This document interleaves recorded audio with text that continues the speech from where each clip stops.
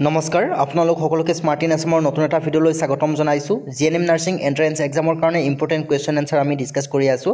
আজিৰ ভিডিঅ'টোত খুবেই গুৰুত্বপূৰ্ণ কিছুমান কুৱেশ্যন এনচাৰ ডিছকাছ কৰিম, গতিকে ভিডিঅ'টো স্কিপ নকৰিব, শেষলৈ চাই থাকিব। লগতে আপোনালোকে যদি জিএনএম নাৰ্ছিং এণ্ট্ৰেন্স এক্সামৰ কাৰণে গাইডবুক বিচাৰি আছে, ডাউনলোড লিংক ডিছক্ৰিপশ্যন বক্সত দিয়া আছে, আপোনালোকে ডাউনলোড কৰি ল'ব পাৰিব।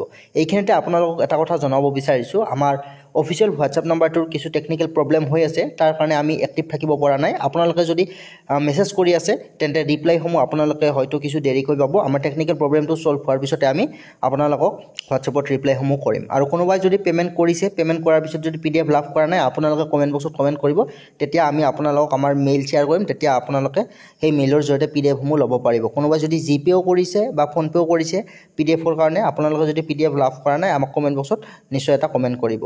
চ' ভিডিঅ'টো আৰম্ভ কৰিছোঁ। ফাৰ্ষ্ট কুৱেশ্যন দিয়া আছে, কোনবিধ ৰক্তদলৰ লোহিত কণিকাত এণ্টিজেন নাথাকে? প্ৰশ্নটো ভালদৰে মন কৰিবা, অৰ্থাৎ কোনটো ব্লাড গ্ৰুপত এণ্টিজেন নাথাকে সুধিছে। অপশ্যন দিয়া আছে AB, AB, O। ইয়াৰে কোনটো ব্লাড গ্ৰুপত এণ্টিজেন নাথাকে? ইয়াৰ শুদ্ধ উত্তৰ হ'ব অপশ্যন D, O ব্লাড গ্ৰুপত। যিটো O ব্লাড গ্ৰুপ আছে, O ব্লাড গ্ৰুপত এণ্টিজেন নাথাকে। তাৰ পিছৰ কুৱেশ্যন দিয়া আছে, সুস্থ প্ৰাপ্তবয়স্ক মানুহ এজনৰ শৰীৰত কিমান তেজ থাকে? অপশ্যন আছে 2ৰ পৰা 3 লিটাৰ, 3ৰ পৰা 4 লিটাৰ, 5ৰ পৰা 6 লিটাৰ, 6ৰ পৰা 7 লিটাৰ। এজন প্ৰাপ্তবয়স্ক মানুহৰ দেহত কিমান তেজ থাকিব লাগে? ইয়াৰ শুদ্ধ উত্তৰ অপশ্যন C, 5ৰ পৰা 6 লিটাৰ তেজ থাকিব লাগে এজন সুস্থ প্ৰাপ্তবয়স্ক মানুহৰ দেহত।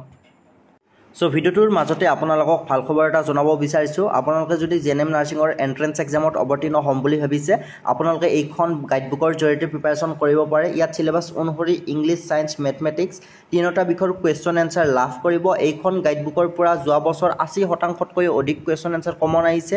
গতিকে যিসকলে এই বৰ্ষত জিএনএম নাৰ্ছিং এণ্ট্ৰেন্স এক্সাম দিম বুলি ভাবিছে, আপোনালোকে এইখন গাইডবুক মিছ নকৰিব। আপোনালোকে এইখন গাইডবুকৰ জৰিয়তে খুব ভাল এটা প্ৰিপাৰেশ্যন কৰিব পাৰিব। ডাউনলোড লিংক এই ভিডিঅ'টোৰ তলত ডেছক্ৰিপশ্যন বক্সত দিয়া আছে। আৰু অসমীয়াতে পঢ়িব পাৰিব, মোবাইলতে পঢ়িব পাৰিব। যিসকলে এতিয়াও ডাউনলোড কৰি লোৱা নাই, জিএনএম নাৰ্ছিং এণ্ট্ৰেন্স এক্সামত অৱতীৰ্ণ হ'ম বুলি ভাবিছে, আপোনালোকে অতি শীঘ্ৰে এইখন গাইডবুকৰ জৰিয়তে প্ৰিপাৰেশ্যন কৰিব পাৰিব। ডাউনলোড লিংক ভিডিঅ'টোৰ তলত ডেছক্ৰিপশ্যন বক্সত দিয়া আছে। ধন্যবাদ। নেক্সট কুৱেশ্যন দিয়া আছে, তেজ চেকুৰা মৰাত কোনবিধ প্ৰটিনে সহায় কৰে? অপশ্যনসমূহ দিয়া আছে গ্লবিউলিন, ফাইব্ৰিনোজেন, আটাইকেইটা, এলবুমিন। অপশ্যনকেইটা অলপ উল্টা পুল্টা হৈছে। এৰ পাছত চিটো আহিব লাগিছিল, ডিটো মাজত সোমাই গৈছে। চ' কথা নাই, তেজ চেকুৰাত কোনটো প্ৰটিনে সহায় কৰে? ইয়াৰ শুদ্ধ উত্তৰ অপশ্যন B হ'ব, ফাইব্ৰিনোজেনে তেজ চেকুৰাত সহায় কৰে। নেক্সট কুৱেশ্যন দিয়া আছে, মানুহৰ তেজৰ প্লাজমা আৰু ৰক্ত কণিকাৰ অনুপাত কিমান? প্লাজমা আৰু RBC ৰক্ত কণিকা মিনছ। চ' এই কুৱেশ্যনটো আমি আগৰ ভিডিঅ'ত আলোচনা নিশ্চয় কৰি আহিছোঁ। আমাৰ দেহত প্লাজমা থাকে 55% প্লাজমা থাকে, আৰু RBC থাকে 45% RBC থাকে। চ' প্লাজমা থাকে 55%, RBC থাকে, অৰ্থাৎ লোহিত ৰক্ত কণিকা থাকে 45%। চ' কাৰেক্ট এনচাৰ অপশ্যন C হ'ব, 55% আৰু 45%। যদি ইয়াত তোমালোকে চাই ল'বা, প্ৰশ্নটো ভালদৰে পঢ়ি চাবা, যদি আগতে ৰক্ত কণিকা দিলেহেঁতেন তেতিয়াহ'লে 45% হ'লহেঁতেন। এই কুৱেশ্যনটো উল্টা উল্টা কৰি দিব পাৰে, ভালদৰে চাই ল'বা। So' correct answer option C। Next question দিয়া আছে, কোনটো শ্বেত ৰক্ত কণিকা দানাবিহীন? অপশ্যনসমূহ আছে নিউট্ৰফিল, ইছ'ন'ফিল, লিম্ফ'চাইট, বেছ'ফিল।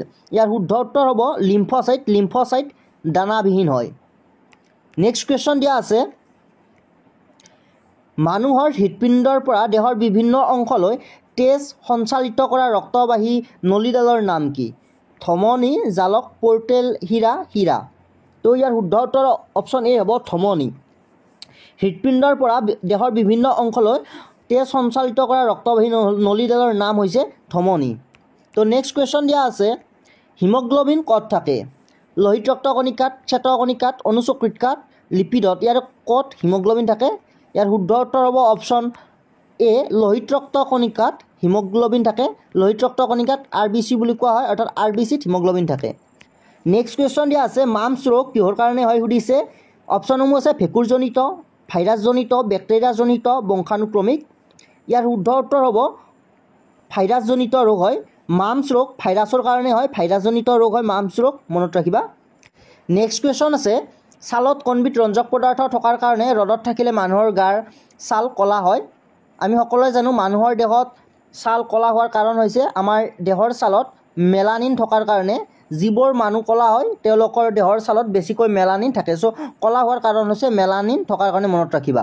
নেক্সট কুৱেশ্যন আছে স্তন্যপায়ী প্ৰাণীবোৰ হয়, আমি সকলোৱে জানো স্তন্যপায়ী প্ৰাণীবোৰ উষ্ণৰক্তি প্ৰাণী হয়।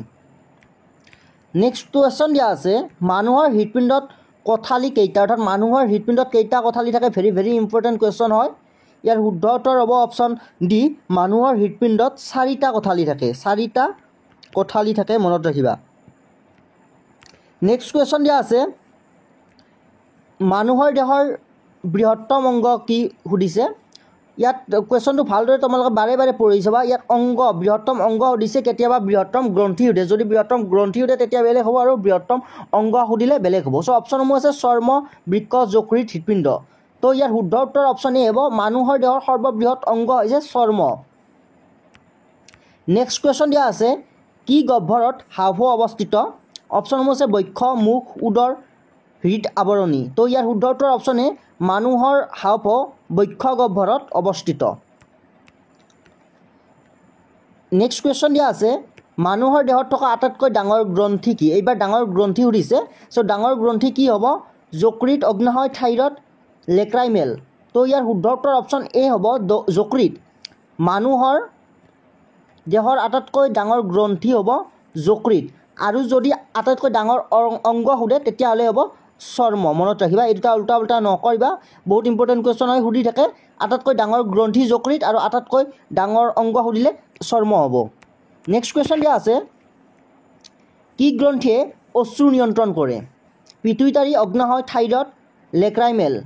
তো ইয়াৰ শুদ্ধ উত্তৰ অপশ্যন ডি হ'ব, লেক্ৰাইমেল গ্ৰন্থিয়ে অশ্ৰু নিয়ন্ত্ৰণ কৰে। নেক্সট কুৱেশ্যন দিয়া আছে তলত দিয়া কোনবিধৰ কেলৰি মান সৰ্বাধিক। কাৰ্বহাইড্ৰেট, প্ৰ'টিন, ভিটামিন, চৰ্বি। ইয়াৰে কোনবিধৰ কেলৰি মান সৰ্বাধিক। তো ইয়াৰ শুদ্ধ উত্তৰ অপশ্যন এ হ'ব, কাৰ্বহাইড্ৰেটৰ কেলৰি মান সৰ্বাধিক। নেক্সট কুৱেশ্যন দিয়া আছে লোহিত ৰক্ত কণিকা ক'ত গঠন হয় লোহিত ৰক্ত কণিকা। অপশ্যনসমূহ আছে অস্থিমজ্জা, যকৃত, এইটো বৃক্ক হ'ব লাগিছিল, হৃদপিণ্ড।